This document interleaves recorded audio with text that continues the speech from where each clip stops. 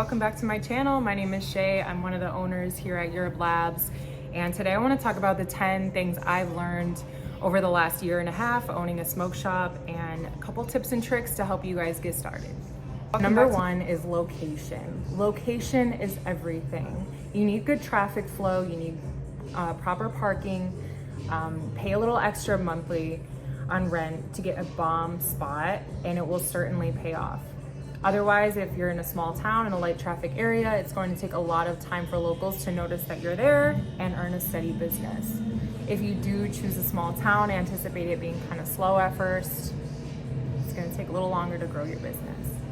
Number two, expand your hours to beat your competitors. So when we first opened, our hours were 10 a.m. to 8 p.m. every day. We are also closed Sunday and Monday. We've now expanded to 9 a.m. to 10 p.m. weekdays and 9 a.m. to 12 a.m. midnight on the weekends.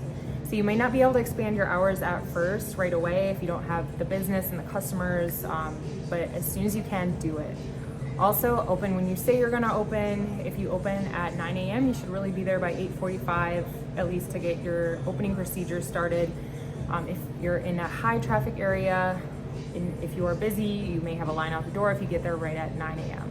So number three, expand your inventory, get new products regularly.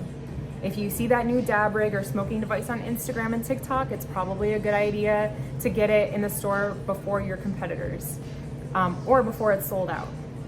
Make use of all your space. If there is space that isn't being utilized, switch it up.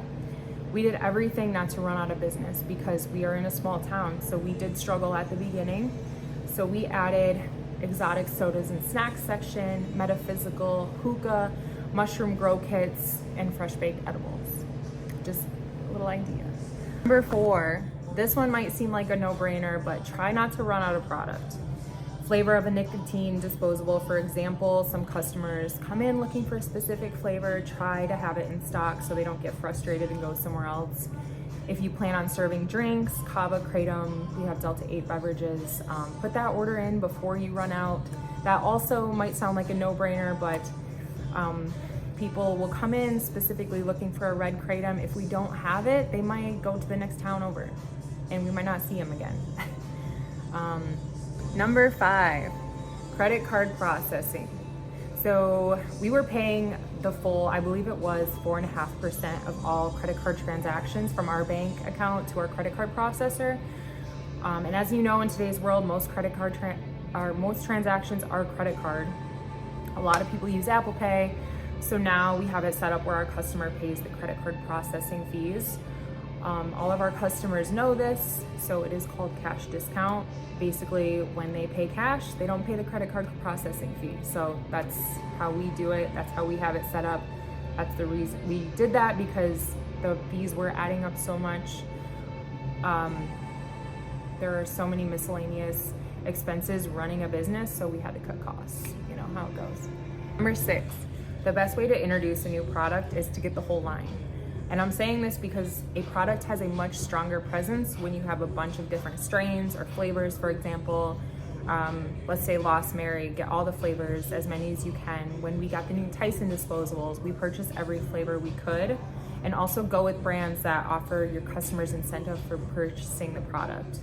We purchased like $2,000 worth of Fuego, and they gave us an Xbox to raffle off to our customers. They gave us skateboards, t-shirts.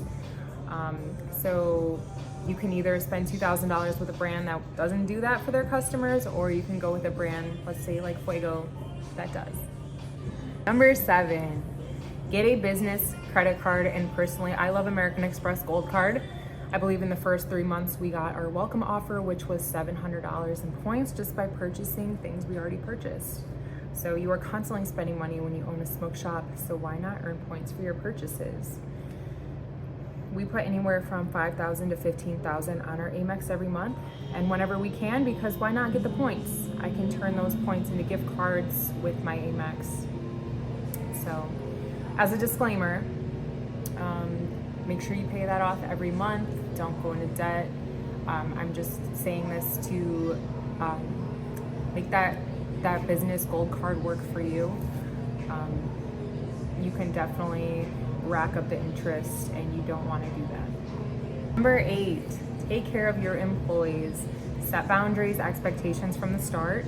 Create checklists for opening and closing procedures and daily tasks. Honestly, some of our tasks include things like taking pictures and videos for our social media, watering our plants, dusting shelves, restocking products, stuff like that. Payroll costs. Number 9, be active on social media, and if you need to set the account to private, that might be a good idea. Sounds kind of weird, but we've had 3 Instagrams shut down on us, and we believe it's from people from groups that are against our industry. Ideally, you should post every day a new reel, a couple regular posts, and also create a TikTok, create a Snapchat. It's just a good way to stay engaged with your customer clients. Number 10, POS. Invest in a good POS system and get yourself a scanner from the start and learn how to input products in your POS system using a scanner. We did not do this from the start, and we had to add a little search button at the bottom of our screen because looking through all the categories was getting extremely difficult and not as efficient, so obviously we had to do things manually. We did try to integrate a scanner later on when we got more products. It was kind of a mess trying to switch everything over. We have Linga POS. It is based out of Naples, Florida. Do I recommend it? Not really. I'm going to be perfectly honest, but I'm telling you right now, Square, a lot of people might use that as an option, but it is a good temporary option. And I say that because if you sell like CBD, Delta 8, stuff like that, you need to fill out their application and go through that process. Otherwise, they will eventually shut you down and even hold your money.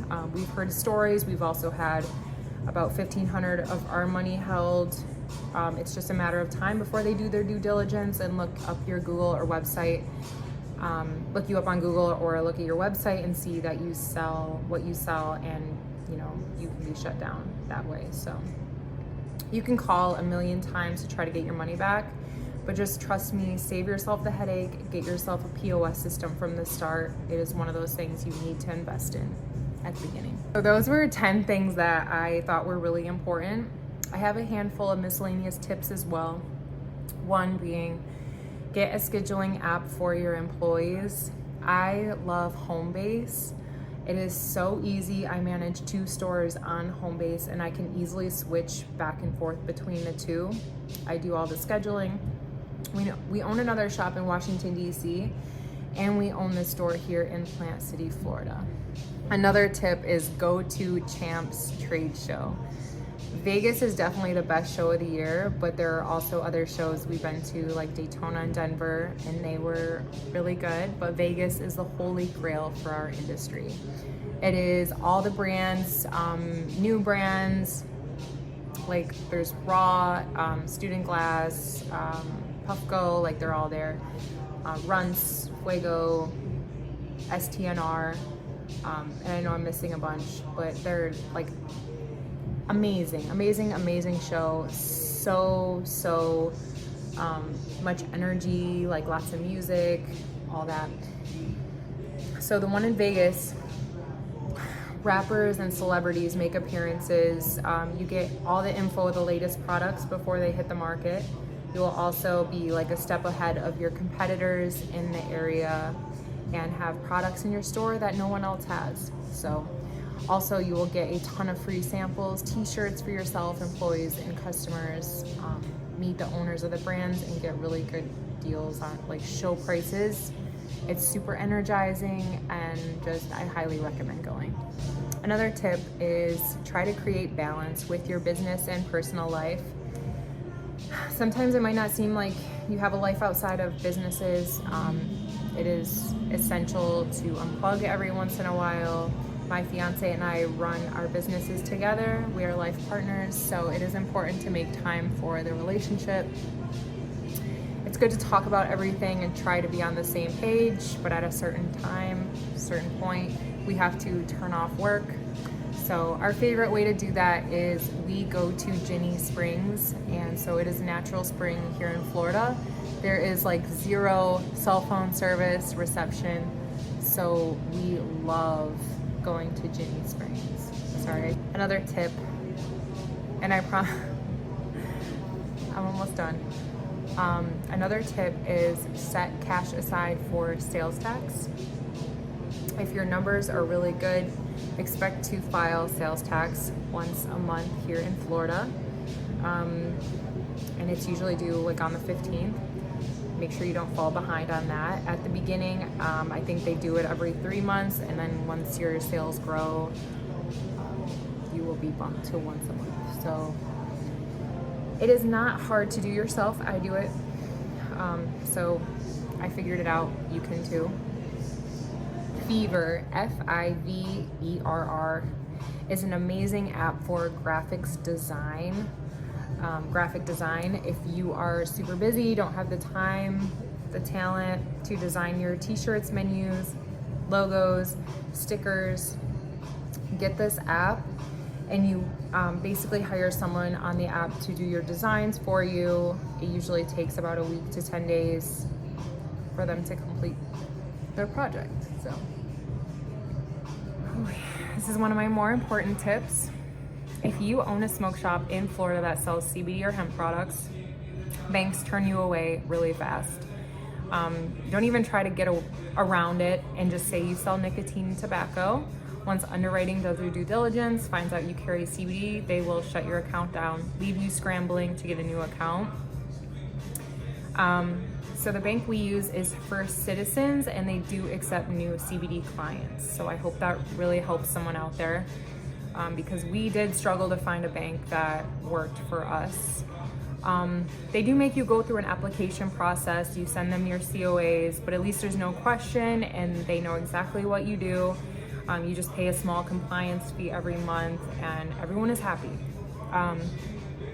We have had a few accounts shut down, leaving us scrambling in the past. It's a lot to switch bank accounts over in a business, trust me. Avoid the nightmare. Chase, Mid-Florida Credit Union,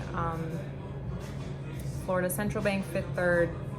Don't even try, they will shut you down.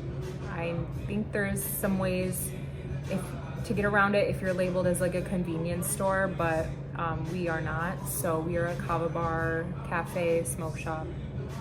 So I've learned just take it one day at a time. It is a marathon, not a race. Rome wasn't built in a day, they say. So don't be too hard on yourself for all the things you still have to do. It all comes in due time. I hope this information helps someone out there. I'd love to hear your questions if you have any. And I look forward to seeing you next video.